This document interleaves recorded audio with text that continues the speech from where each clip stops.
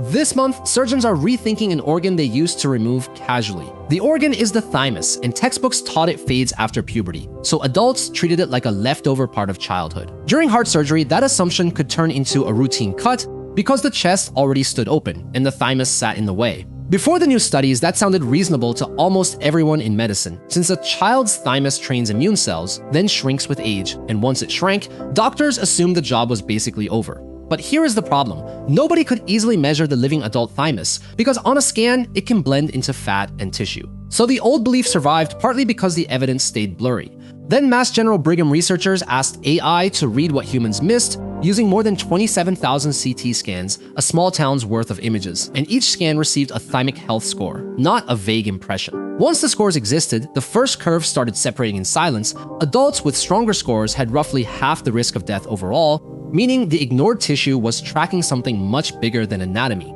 The cardiovascular line was sharper, with 63% lower risk there, and that matters because heart patients are exactly where removal felt routine. Now, the old shortcut looked less like cleanup and more like uncertainty. Then the lung cancer signal appeared, 36% lower in stronger thymuses, which makes sense only after you remember what the thymus trains. Think of it as a training academy for T cells, where immune cells learn what belongs in you and what must be attacked. If that academy keeps working, the body gets fresher defenders later in life, but if it collapses into fat, the immune classroom gets quieter. That is why a scan feature could predict years of risk, because the picture was not just structure, it was immune capacity.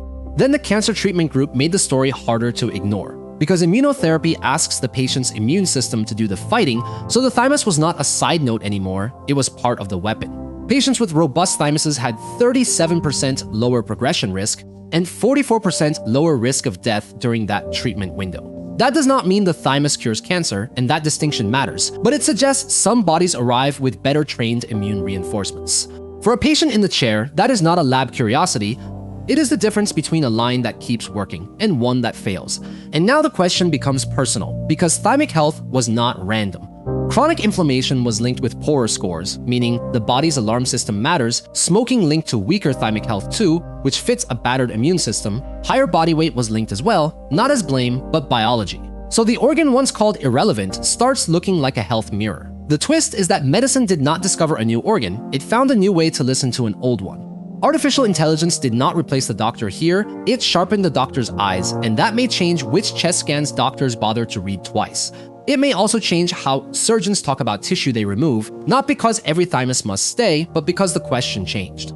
A vestigial nuisance became a possible marker of immune age, and if that holds up, prevention may need a new target. For you, the point is not to demand a thymus scan tomorrow, it is to notice how many dismissed organs still have jobs. Because the thymus was not silent, medicine just stopped asking.